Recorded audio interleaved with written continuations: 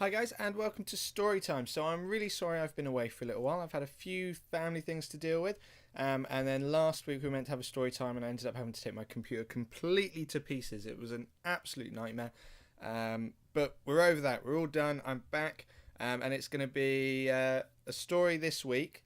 Absolutely fantastic story. There's lots and lots of them. They're done as memory recordings. If you found these on the WildStar roleplay forums, they're absolutely incredible. I really, really love these. If you haven't found them yet, the link will be in the description below. I think I'm going to try and read out 3 of them. So this is going to be slightly longer. So people like Minnie who want a audiobook, this story series could end up going that way because there's absolutely loads of them. Flicking through them quickly, and all the ones that I've been sent, there are loads of them. There's 17 of these little mini stories. Some of them are quite long, some of them are really short, but they're all there, and I'm going to try and hopefully crack through 3 of these today because they're awesome and I really like them, and hopefully you guys will too. And as I say, the link will be in the description below, and yeah, enjoy. We'll see how you think. So it's story time. Pull up a chair, get a nice cup of hot chocolate, wrap yourself in your dressing gown or whatever you want to do, and enjoy. Thank you very much. Here we go. Okay, so this is Arborian Dreams by Fenara Moonsong. So Fenara, if I got your name wrong, I'm very sorry, but I think it's Fenara, one or the other. You can tell me if I get it wrong because I'll be reading more of these out. So this is, again, Arborian Dreams by Fenara Moonsong. Memory Recording 1. Label, Introduction. Subject, Fenara Moonsong, age 19. Begin recording.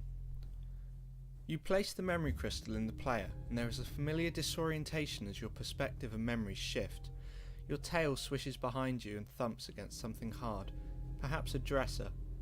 A pink-skinned creature stands nearby and towers head and shoulders over you. The human's hair is black like yours, but his chin is covered in a thick swathe of fur called a beard.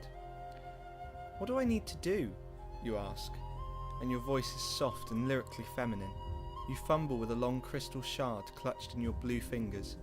You can just make out the long spiraling black tufts of your ears out of the corner of your eyes. Nothing at all, the human says in an impossibly deep, booming voice that faintly hurts your long ears. You turn them to one side, muffling the sound almost without thinking about it. The crystal's already doing the work, he continues.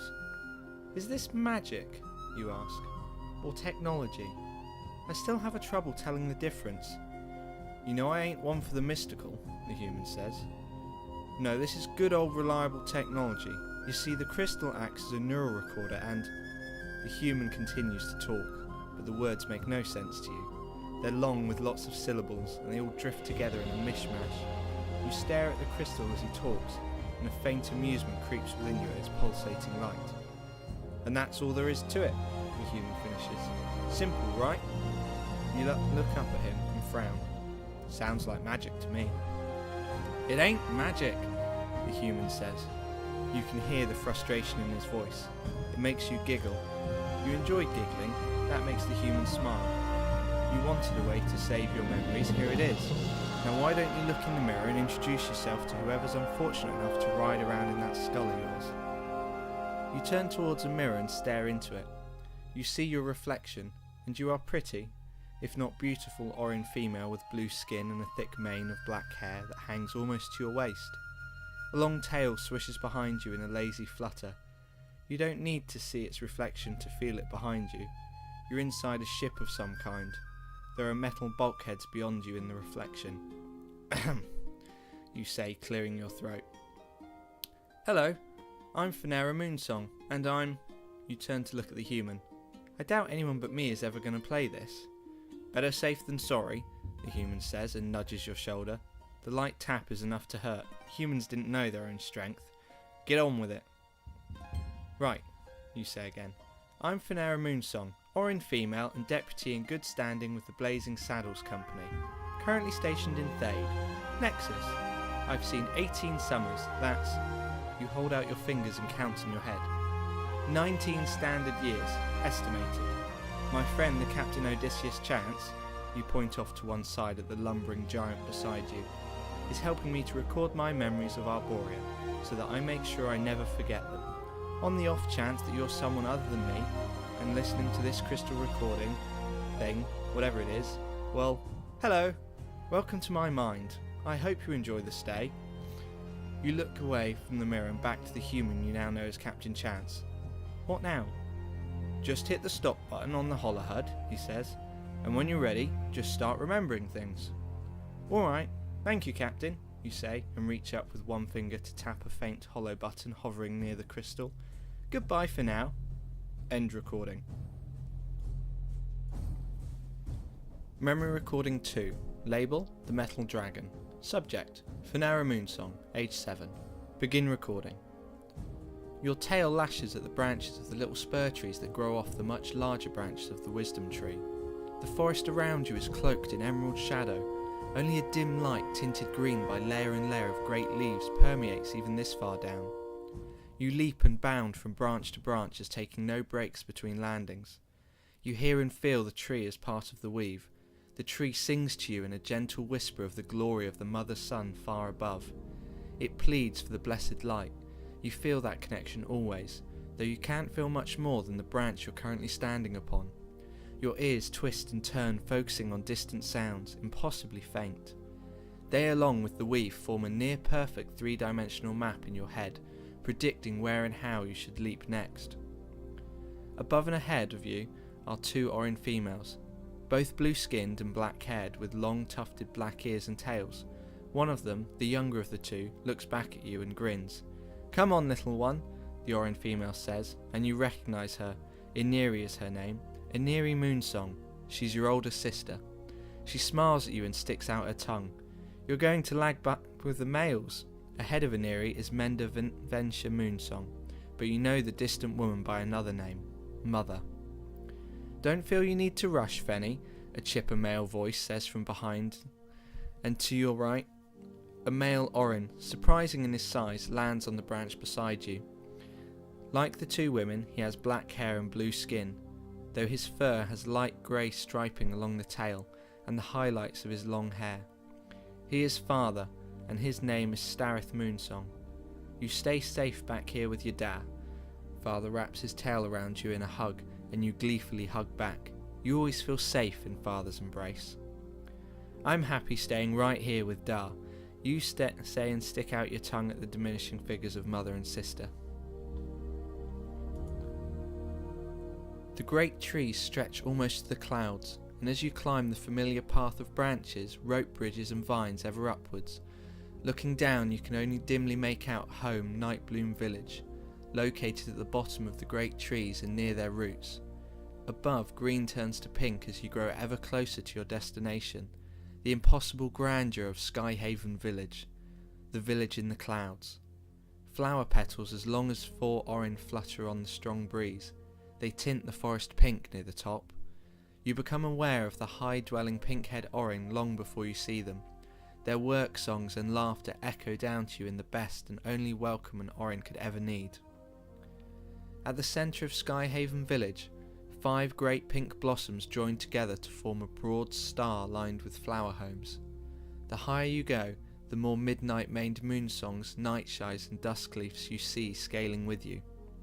Long after your mother and sister reach the top, you and Da arrive at a broad platform suspended along one spoke of the village's branches.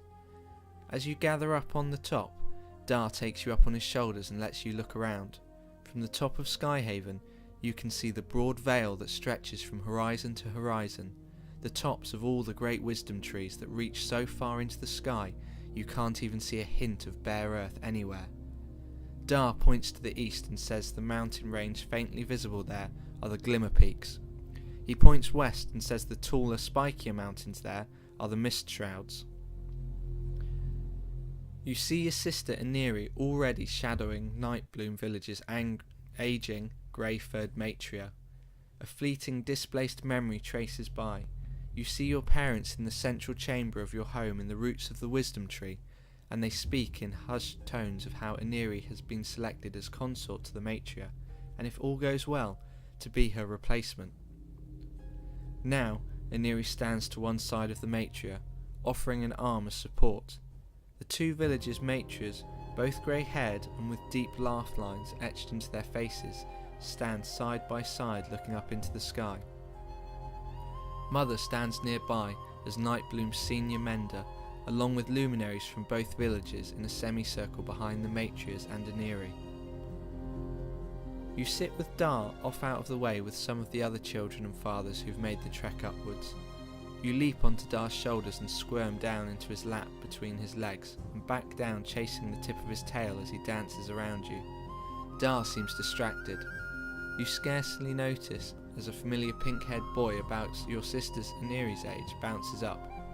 You lean over Dar's shoulder to wave at the boy. "Valen," you say. "Hi!" "Fenny!" the boy, Valen Dawnflower, says. He stuffs a sweet treat into your hand and you stuff it into your mouth before Dar can say no or hopefully even notice. Bribe handled, Valen leans in closer. "So, did she say anything?" "She thinks your ears are cute," you say, "and that your tail stripes are very fancy." "Really?" Valen asks with a gleam in his eye. "If you can mention that no one's asked me to the Harvest Festival yet, there's 2 more treats in it for you." "Deal," you say. "Good morning, Valen," Dar says over his shoulder. "And good morning to you too, Mr. Moonsong," Valen says. "Aniri's fond of you, it's true," Dar says and pats your back. "She's just shy. She'll ask." "Do you really think so?" Valen asked and his ears lit up with joy. "I'll put in a good word for you," Dar said, "and your fancy tail." "I'd really appreciate it," Valen said. Dar still seems distracted. He keeps looking up at the sky and that makes it easy for you to catch his agile tail and sink your fangs into it. You growl and bite and tug like a wild beast. It makes Valen giggle, but not Dar. Instead of giggling, he stares up into the sky as well. You glance around and almost all the adults are doing the same. "What's everyone looking at, Dar?" you ask. Dar snuggles you up with your head cradled between his neck and shoulder. "The Sky People are supposed to visit Skyhaven today," he said. "How do you know?" you ask. All sorts of questions fill your head, but you settle on that one. "The matriarchs have been talking through the weave," Dar says, as he bounces you in his arms. "Queen Myella Everstar met with them a few days ago." "Do they live in the sky, even higher than Skyhaven?" Dar says, "If you believe the Queen, they live on the other side of the sky, where it's always night." "What are they like?" you ask. Before Dar can respond, a huge gasp rises throughout the crowd of gathered Orin. Defenders and tenders readied bows. You follow what everyone is pointing at and see a faint glimmer high up in the sky. "We're about to find out, little rug bug," says Dar, and twists you around to his back. You wrap your arms around his neck and snuggle up with your cheek pressed into his thick, black and grey hair. The gleaming dot grows larger and larger, and a shape that you can't quite make out comes into view. No matter how hard you try to make it a great bird or dragon covered in metal armour, you can't quite make out the head or tail or wings. The fire comes not from the beast's mouth as you'd expect, if it has a mouth, but from its behind. The thought of fiery flatulence propelling the beast makes you giggle. You whisper the thought to Dar several times, but he ignores you. The metal dragon grows closer until it soars over the centre of Skyhaven village. It never perches on a branch, possibly because it's much larger than the branch could ever support.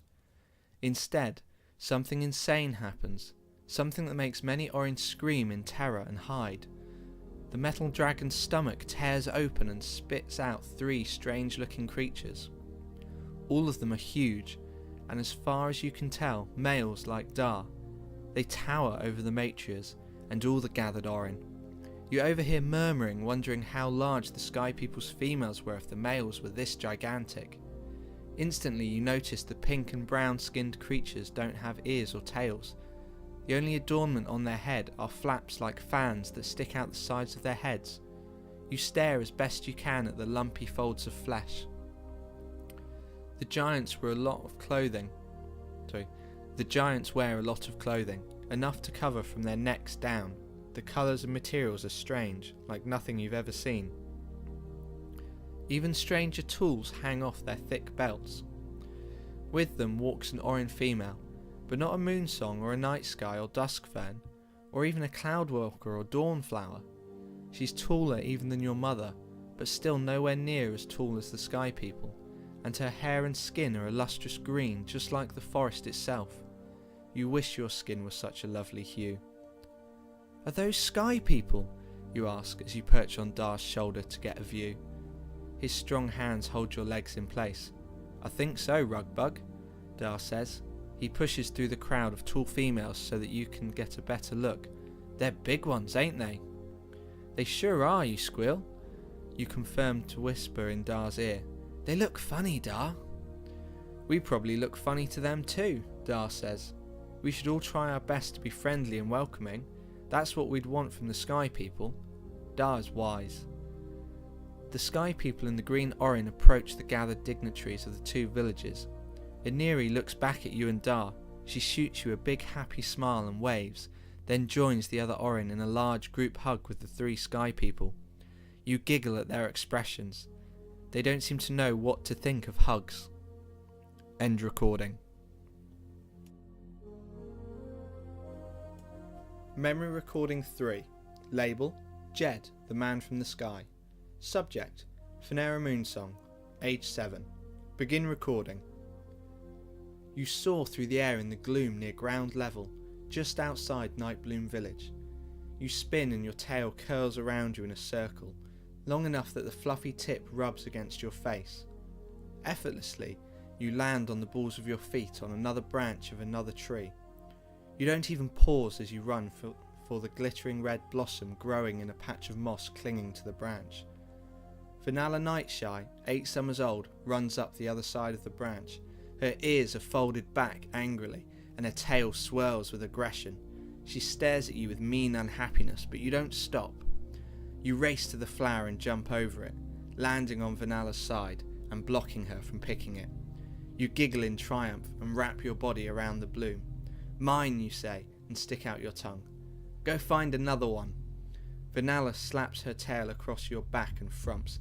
That's mean, Fenny, she says, glowering at you. I was closer. Well, I was faster, you say. Before Vanilla can stop you, you pluck the flower and stuff it into your belt, then leap backwards off the branch into the open air. Again you spin, and the feel of the soft forest air swirling around you is exhilarating. You leap from branch to branch and see dozens of other Abrorian children, ranging from 5 to 15 summers, all either climbing or descending and gathering upon the broad lowest branches of the tree. One of the sky people sits on that branch. There are funny glowing things over his eyes that he says help him see down in the darkness of Nightbloom village. The sky people don't have ears or tails, so they can't really tell what they're thinking. You have to stare at their faces to tell, and that's hard to do. They're not very expressive. They're almost deaf. They're too clumsy to even climb a tree without a big metal rope and sky people magic tools. Strange. 3 bags sit beside him, each filled with a different herb or flower. Nightbloom children land next to him, hand him herbs, and they scurry off for more. Your sister Iniri sits next to the male on the other side from those bags. From the way her ears and tail are swishing, she seems awfully excited. She tells all her favourite jokes and touches his leg with her tail, and his shoulder and her ears tugs. The Skyman laughs at all of Iniri's terrible jokes, and keeps looking at her in between scanning herbs with a glowing stick, and then stuffing them into one of the bags. You land atop the Skyman's shoulder, and lean over him with your chest on the top of his head. You hold the flower in his face, so close the petals brush against his chin fur. How's this one, Skyman? You ask. It's the biggest one I've ever seen. Vanilla Nightshy tried to steal it, but I got it. I didn't, Vanilla shouts from high above, 20 branches or more up the great tree. Fenny's a liar! Liar! She stole it from me! The Skyman runs his glowing stick over the flower and grins. Well, that's just about perfect, little darling, he says. And my name ain't Skyman, it's Jebediah, but my friends call me Jed. Jed, Iniri says, and smiles up at the Skyman. That's a very pretty name for a pretty boy. She flips her tail around his waist and the tip lands on his lap. The Skyman laughs as he stuffs the flower into his bag. I reckon you're the first person to ever call me pretty, Miss Iniri. Lower, he murmurs. Orin ain't the biggest on personal space, but you're very pretty, Iniri says, in your own way. Desirable even. I don't mind that you're so tall. It's like a challenge. This feels like a bad time to mention Valen's fancy tale or the Harvest Festival. Instead you blurt out, "She's gonna kiss you, Skyman!" You leap off the man's shoulders, arcing over Iniri to land beside your sister. Aren't you? Fenny! Iniri says. I'll only kiss the Sky... Jed, if he wants me to, Iniri says. I don't force myself on boys. I promise. The Skyman chuckles as he takes a pinch of herbs from another Orin and stuffs it away. I think I'm gonna like Arboria. End recording. Okay guys, so that was Arborian Dreams. In fact, I'm going to read the next two memories. So we'll go to memory 5 and we'll finish there, because these are really good. I changed my mind. Okay, so this is... We're going to carry on. Here we go. Memory recording 4. Label, Jed's warning. Subject, Fenara Moonsong, age 7. Begin recording. You are home. Dar and Ma sit together in the dining chamber. You are supposed to be in bed, but instead you peek into the communal chambers shared with several other branches of the great Moonsong family. There, Iniri sits with Jed the Skyman. Her tail drapes over him, and she rests her cheek against his arm. His hand lays across her shoulders. In one hand he holds a small flat square about the thickness of a dinner plate. The other side of it glows, and Jed and Iniri both stare down at it. You watch the light flicker across their faces. The Sky People's magic is strange. The two are talking. With your sensitive ears it's easy to make out. But if they're like you, how can they be bad? Iniri asks. They might look like us, Jed says, but they ain't like us at all. How do I explain it so you'll understand, darling? Just try your best, Iniri says as she clasps Jed's hand. They're bad people, Jed says. Very, very mean people. They'll hurt you if they can. So you promise me, Annie, you swear that if you see people that look like me, dressed in red and gold, that you won't try to hug them or make friends with them. You'll run as far away as you can and hide. Jed, Iniri says. Promise me, Jed says as he pulls Iniri into his arms. I promise, Iniri whispers into his ear. End recording. Memory recording 5. Label, Runes of Healing. Subject, Fenara Moonsong, age 8. Begin recording. It's been a full year since the Sky People visited, and people are still talking about them. Dar and Ma sit together in the centre of the chamber, surrounded on all sides by young Orin. Most are a few summers older than you, but Dar says you're a rare talent, so you can start learning magic earlier. Dar says all sorts of nice things that aren't really true. You think it's really because your Ma is Nightbloom's mender. Ma has her eyes closed and hands are glowing. Magic energy flows around her and forms into swirling patterns of symbols that dance around her hands and tail and ears and through the room. Runes appear and around you and several other children in the room. You can feel the magic of the weave tickling at your insides and dancing through you. The simplest way to heal, Ma says, is to form the weave into runes. Today, we'll learn about runic healing. Once we've mastered that, we'll move on to the runes of protection. The day does not go well. No matter how hard you try, you just can't get the runes to do what you want. You can't get them to spin around you, but then you get so happy and bouncy that the spell fizzles and puffs, leaving behind nothing but fuzzy wonderfulness, but no healing. You end the day crying on Ma's shoulder, your ears folded sadly behind you. Maybe you should wait a little longer to start learning runes. End recording. Okay, thank you very much guys for listening to Storytime this week. This has been 5 chapters or memories from Fenara Moonsong's Arborian Dreams. You can find the link in the description below. I do hope you enjoy reading through them. I'm going to try and do the other chapters, the other memories at some point as well. As I say, there's lots of them, and we will try and get through them because they're just fantastic. I really like the way that this has been written, and it's just, yeah, it's fantastic. Really, really good. So I hope you've enjoyed those, guys, and I will see you next time. Also, before I go, for those of you that have discovered my Patreon page, thank you very much. I've had some great comments on there about what I'm doing and things like that. Please do share these stories with your friends and any of my other videos that you enjoy. And why not hit the like button and the subscribe button and do me a huge favour, because it helps me out a huge amount. So thank you very much, guys, and I will see you next time.